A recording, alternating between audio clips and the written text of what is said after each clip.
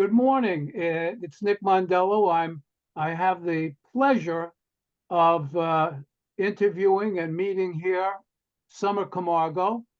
Good morning, Summer. How are you today? Good morning, Nick. I'm doing great. Thank you so much for having me. My pleasure. Just in terms of a little quick bio, Summer is originally from Florida. She attended a performing arts school there and was a member of the prestigious Grammy High School Ensemble in LA. She has recently graduated from Juilliard. Okay. And was that with your bachelor's and master's? Was that a I I did an accelerated master's program, so I graduated last year with my bachelor's, and then I did sort of like a 1 year master's program. Great, wonderful. The news fairly recently was that Summer um, won the very prestigious and celebrated trumpet chair on the Saturday Night Live band, which is awesome. And as she knows, and some of you may know, that chair has been held by people as terrific as the late Alan Rubin and many, many other great, great players. So, anyway, we're going to talk a little bit about Summer's release, her album. The name of the album is To Whom I Love. And that title has a rather interesting backstory. Can you tell us a little bit about that and how the album came about, please? Yeah, so the first tune that I wrote was for my mom. I wrote this song called Tenderness Within, and I wrote it for her birthday back in 2018. So her birthday is coming up, or her birthday actually, sorry, her birthday passed June 4th. But I wrote it as a birthday present back in 2018. And I just finished my junior year in high school, and I was kind of scrambling for a birthday present. And so when I wrote this song and recorded it super quickly, I showed it to my family members. We were having dinner together and we all showed presents. And so I showed mine, and it immediately became a hit in my family. And everyone kind of pulled me aside, like one by one, and they're like, "Hey, you're gonna write a song for me too, right? For my birthday?" So I ended up writing more tunes. I wrote 82 Years of Joy later that month. I wrote JP Shuffle November of that year.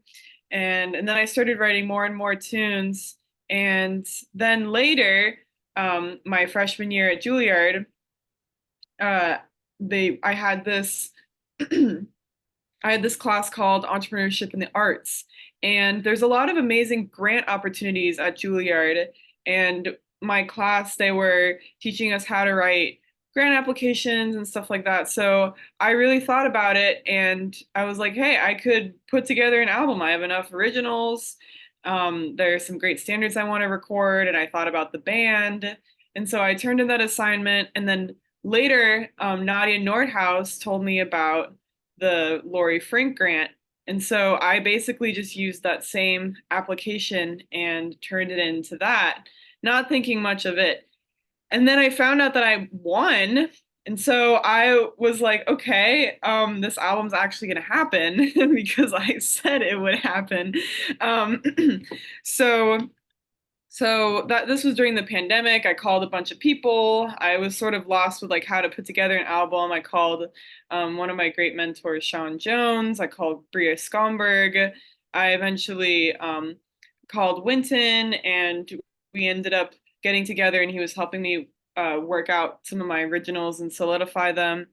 And during my time with Winton, he mentioned about this great opportunity with Blue Engine at Jazz Lincoln Center, and he I had to sort of pull it out of him because he didn't really want to, like, I don't know, talk about it too much, or pressure me into doing anything. He's super amazing about that. And he he was just sort of, yeah, this could be cool. And I was like, wait, that would be really cool. Could you tell me more about that?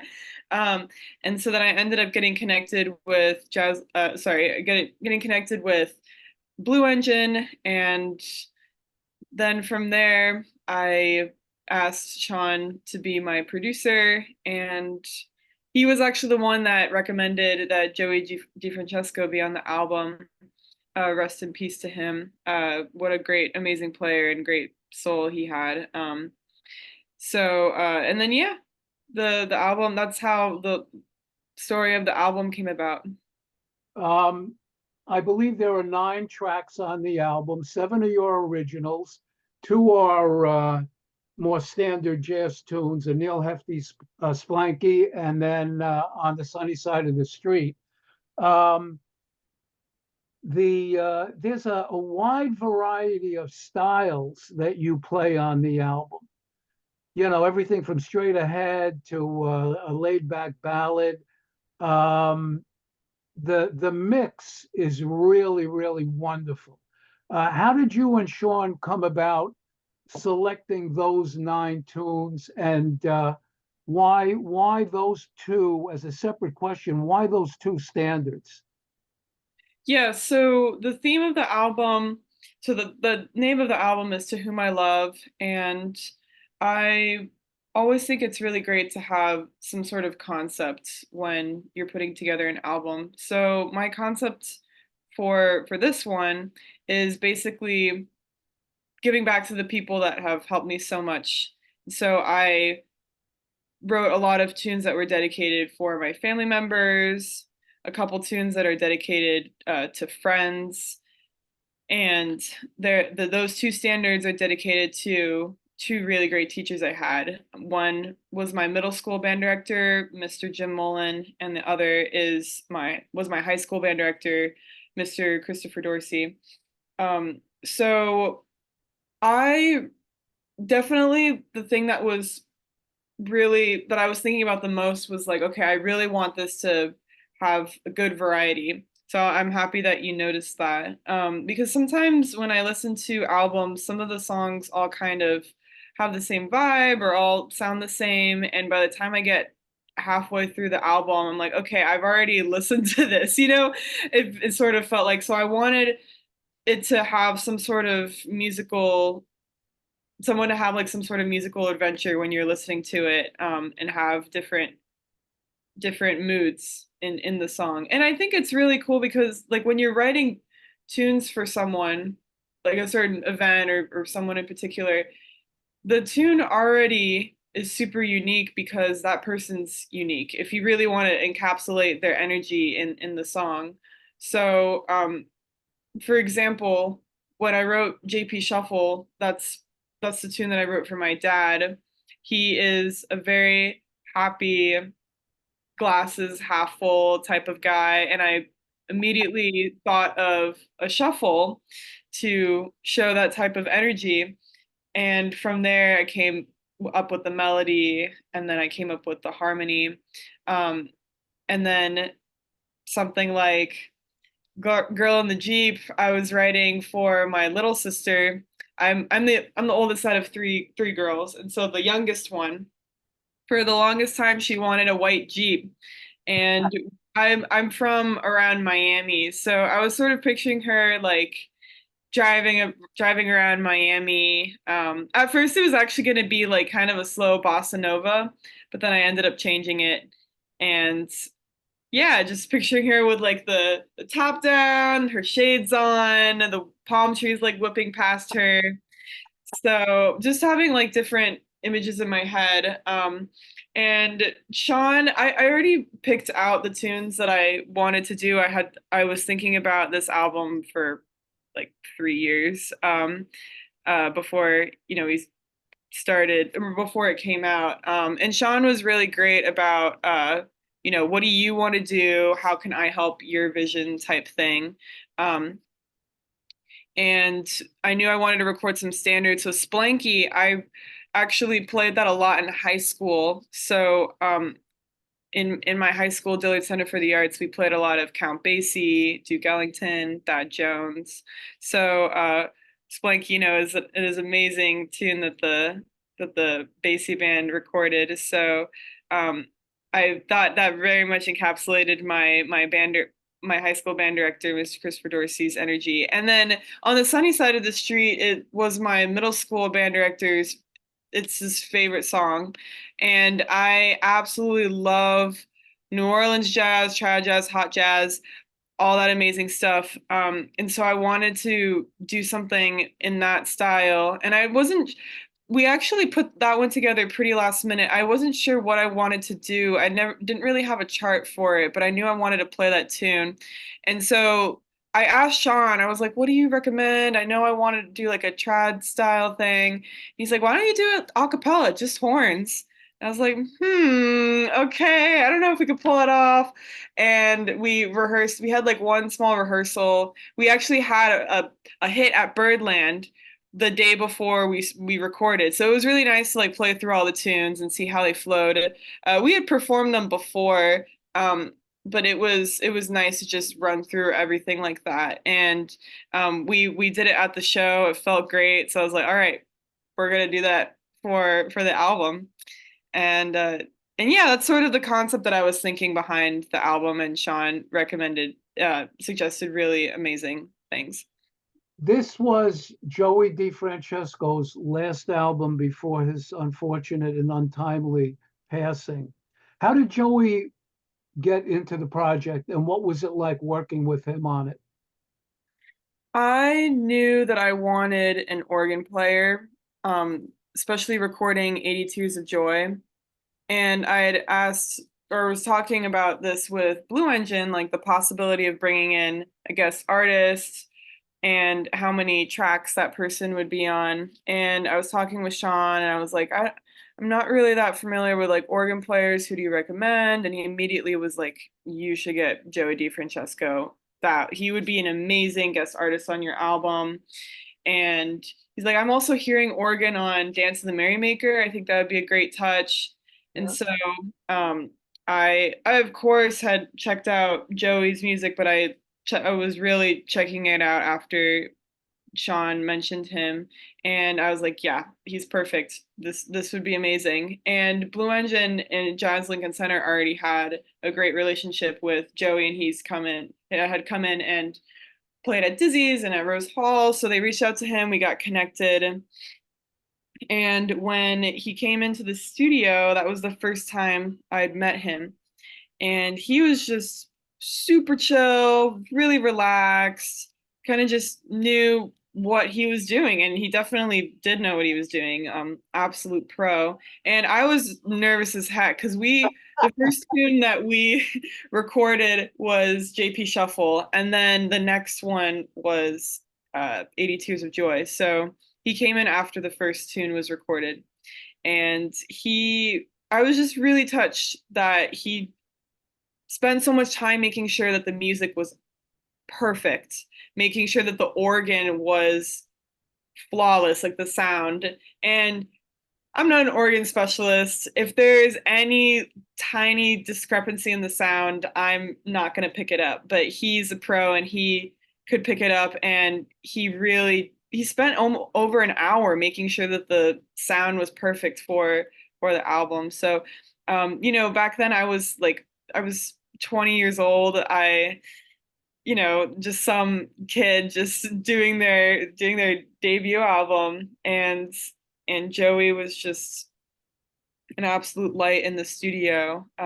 He told me after we recorded 80 Tears, he's like, "Yeah, you sound really great. I had to stifle some screams here and there because I just was so happy to be playing, and he was really just feeling it." And so he said he had a really great time. And then we recorded Dance of the Merrymaker, and we did maybe like we did a couple of takes of those. We did maybe like three, and then I wasn't feeling super great about it, so he was about to leave, and I was like, "Can we actually do one more? Is that okay?" And It always he happens like that. and he kind of looked at me, and he was like, "You should use the second take." And I was like, "But can we just do one more? Just one more, please?" And he's like, all right, we'll do it." And so we did another take, and then after that take, he's like, "Yeah, the second one. You should do Wow. the." He was a very, very fine trumpet player, and he played sax Yes. too. Played Yes, saxophone. I wish I had a chance to I had the chance to hear him live on trumpet. I know he's Absolutely. won a lot of awards and stuff, and he sounds super great. Tell me about the other personnel on the album and your relationship with them. Yeah, so I met a lot of them when I was in high school. So Veronica Leahy, she played woodwinds. I would say she's one of the best doublers in the industry. She is really something. And back in high school, she was able to do it super well. We became really close through different honor bands. Uh, and when I was writing a lot of my tunes, I actually pictured her playing the parts. So it was really nice to have different colors on the album in that way. I also met Esteban Castro in high school. I knew of him back when he was a freshman because he had made it to the Grammy Camp Jazz Session, that amazing band you were talking about earlier, back when he was a freshman, and that it was super competitive. So when I made it my junior year, he was a sophomore, and Veronica was in that band too, and so was Varun. That's how I met Varun as well. Um, the three of us were in that band, and yeah, I've been really impressed with Esteban's playing, and then we ended up doing the Vale Jazz Workshop. Varun was in that as well. And that's where I first met Jeff Miller, but he wasn't in the camp or he wasn't in the workshop. He was playing with another group, just playing at the festival. But I had heard of him also from listening to his audition of the Grammy Camp jazz session. So and then I went to Juilliard, and he was there for his last year in his master's. So that's how I met him and got to play with him some more. And then um, on bass, I Raul is my newest friend out of the band, and he did the artist diploma at Juilliard. And he came in, and actually he subbed for the bass player in my small ensemble at school. He was in a different ensemble, and he was playing, and I was just really off the bat, just really impressed with his playing. And then I started chatting with him some more, like after class, and just he's an amazing dude, super professional, and is playing with everyone now. And um, that's how I got the band together. And then I made sure that we performed quite a bit, even if it was at some like random place on, I don't know, the east side or something. I'm like, okay, we're playing my originals. Like we have to make sure that the band is tight and things like that. So but they're it's just such a great group of people. Really grateful to have them all on It my comes across that way. I mean, there's a lot of excitement, energy, and joy all through that album. I had the pleasure of reviewing it, and it's certainly one of the best of the year that I was experienced with. Oh, Uh, thank you. Tell me about what's cooking on Saturday Night Live. I mean, you enjoying that, having fun? What's the deal with that? How you doing with that? I am just so grateful to be there. I'm just it's sort of like an amazing dream that you don't ever want to wake up from. um, people say, pinch me, I'm dreaming. I'm like, don't pinch me. I want to stay in it. So I actually, the anniversary of the call is sort of coming up. So Lenny called me on July 5th, probably, I think it was around like 5, July 5th, 2022. And it's funny that that happened on that day because the day before I was celebrating the 4th of July with a really good friend of mine, Callan Hannis, who just won the International Trumpet Guild jazz trumpet competition. Amazing trumpet player. So we were hanging out. A lot of our friends were out of town. So we were just hanging out in my apartment here, actually. And we were watching the PBS special, and I mentioned to her, man, wouldn't it be so cool, but also kind of nerve-wracking, but really cool to play on national television? And she looked at me and she's like, Summer, that's going to happen to you in no time. Like, no, I don't know anyone on who works on national television or anything in the TV industry. Like that's crazy. And so the next day, I was working out here and like literally like exercising, like working out. And as a freelancer, you answer every call that you get. And so Sure. I got my phone was connected to my speakers.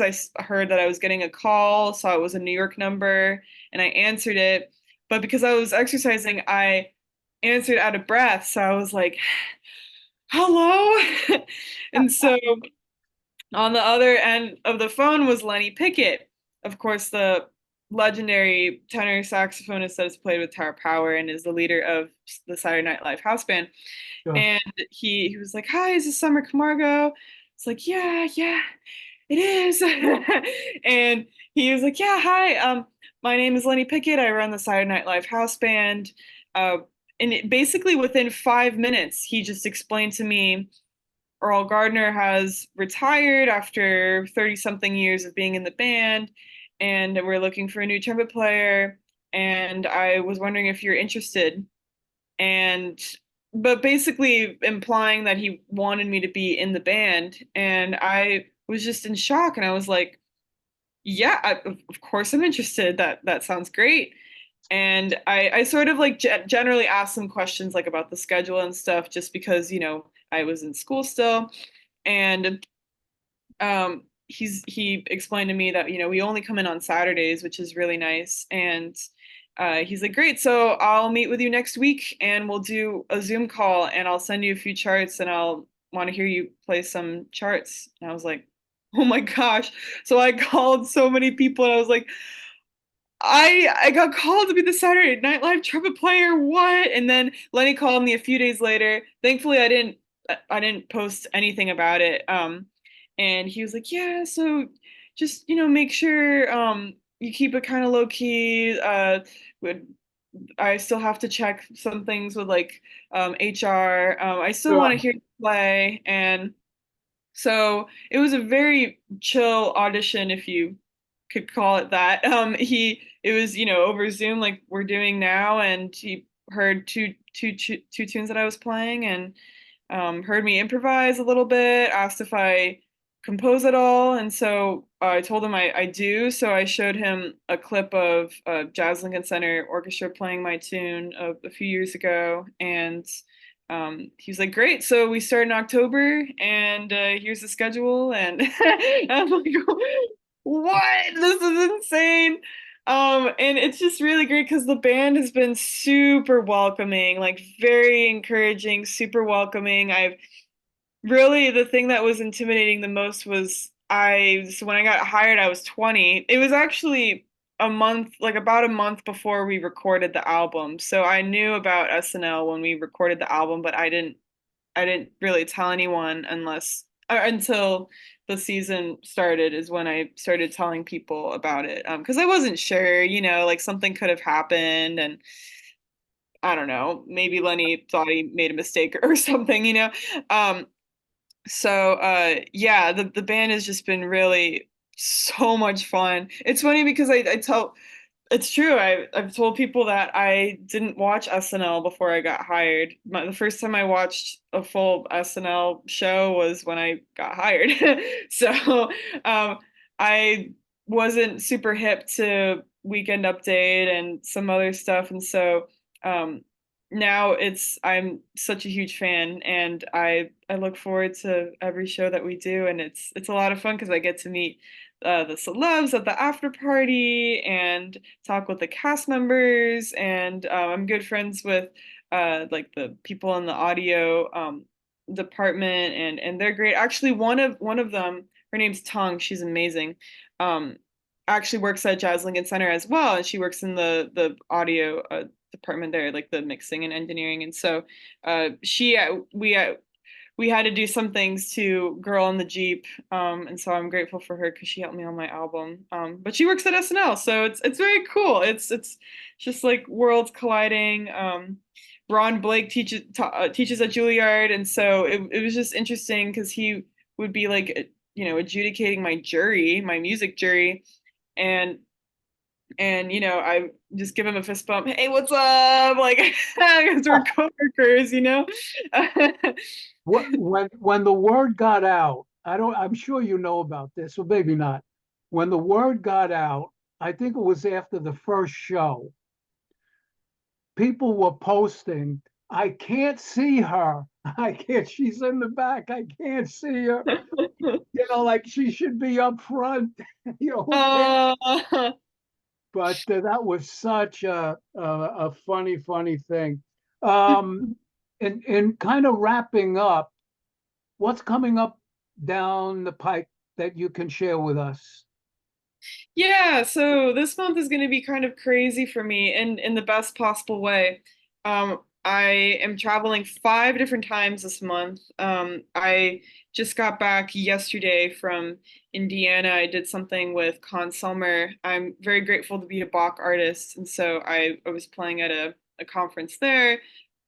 I'm working with different schools and summer camps. So I did last week. I went to Massachusetts and worked with a middle school. I am playing at Dizzy's in 2 days. For a couple days, I'm playing with the Ed Charles Big Band, playing with Eyal Vilner's big band, also playing with Darcy James. Darcy James Argue Secret Society at the Jazz Gallery. Then we're going to the Ottawa Jazz Festival. I am going a few days after that, going to uh, a camp in Tyler, Texas. So I'm going to be a guest artist Wow. for that. And then thankfully, I have some time to chill after that. I'm going to go home and celebrate my sister's birthdays and How hang out with wonderful. my cousin. And so that's going to be fun. And then I'm actually flying back up to New York on July 3rd to go straight to a rehearsal with my band. And we're playing at the Hampton Jazz Festival on July 5th. Also doing something in Cape Cod with my band. A lot of great, exciting things are happening. I'm Well, very all of these excited. events are on your website.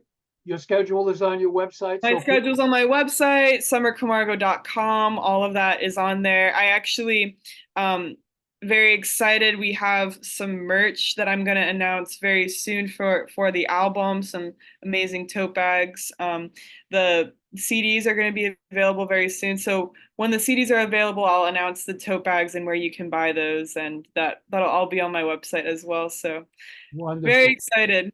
Well, we're excited for you. Um, I'll say our goodbyes and then we'll stick around for a moment and we'll just chat a little bit more, okay? All Sounds right. good. Thank you so very much. This has been absolutely wonderful. And thank you, technology gods, that this actually came through. We had a prior interview that unfortunately, due to a power surge, knocked us offline, but this has been absolutely wonderful. Summer Camargo at summercamargo.com, right? Yes. Great. Thank you so very much. Thank you, Bye-bye Nick. now. Bye-bye.